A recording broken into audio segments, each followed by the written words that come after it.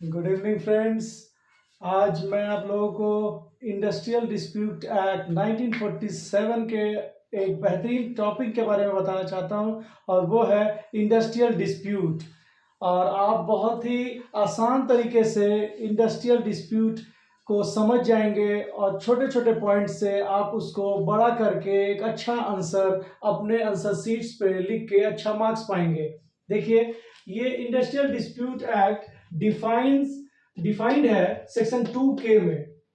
Industrial dispute act 1947 के section 2 के में इंडस्ट्रियल डिस्प्यूट डिफाइंड है और इसके एलिमेंट्स हैं नंबर 1 डिस्प्यूट और डिफरेंस बिटवीन और नंबर 2 डिस्प्यूट और difference should be connected with.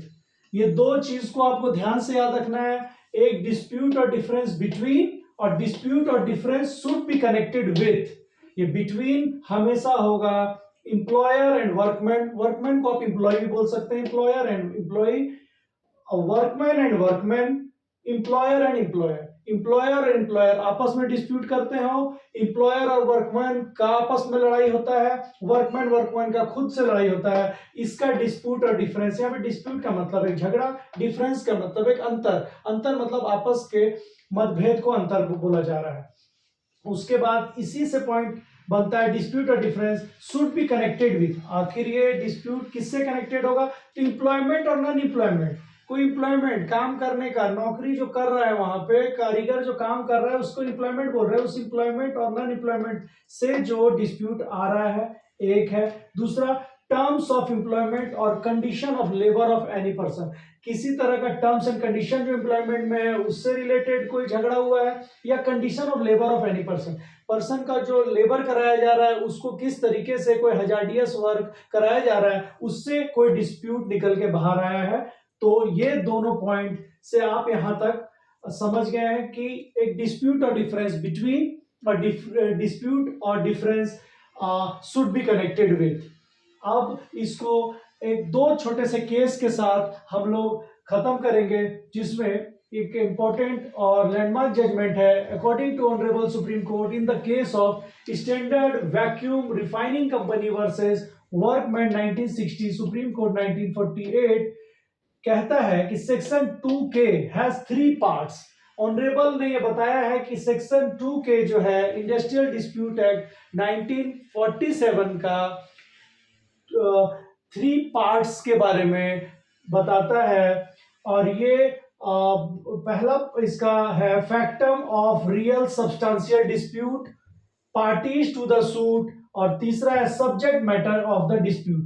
ये 3 पॉइंट सुप्रीम कोर्ट के इस लैंडमार्क जजमेंट में आया है। इसको अगर आप अच्छे से लिख देते हैं। और दूसरा एक केस है जो है इन the case of Stratford versus Lindley 1965 AC 269। इस केस में it was held that when A union makes a genuine claim, union मतलब जो वर्कमैन का यूनियन, हर जगह एक यूनियन होता है, चाहे वो स्टूडेंट यूनियन हो चाहे वो वर्कमैन यूनियन हो। तो बोल रहा है अगर वर्कमैन यूनियन और when A union makes a genuine claim, कोई क्लेम जेन्युइन क्लेम कर रहा हो for their workman and employers, workman के लिए, और एम्प्लॉयर जो है, employer reject the claim, employer जो नौकरी देने वाले को एम्प्लॉयर बोलते हैं, एम्प्लॉयर रिजेक्ट द क्लेम, वो क्लेम को रिजेक्ट कर देता है कि नहीं तुम लोग जो मांग कर रहे हैं हम लोग नहीं देंगे, then an industrial dispute is in contemplation और ऑब्जर्वेशन। ये कॉन्टेम्पलेशन वर्ड हार्ड है लेकिन आपको ये लिखना है क्योंकि ये लॉफुल वर्ड है, इससे आपका मार्क्स आएगा। और मार्क्स के अलावा आपको एग्जामिनर ये समझ जाएगा कि ये लॉफुल वर्ड है, इसको इसके बारे में जानकारी है। कॉन्टेम्पलेशन का हिंदी मतलब होता है चिंतन।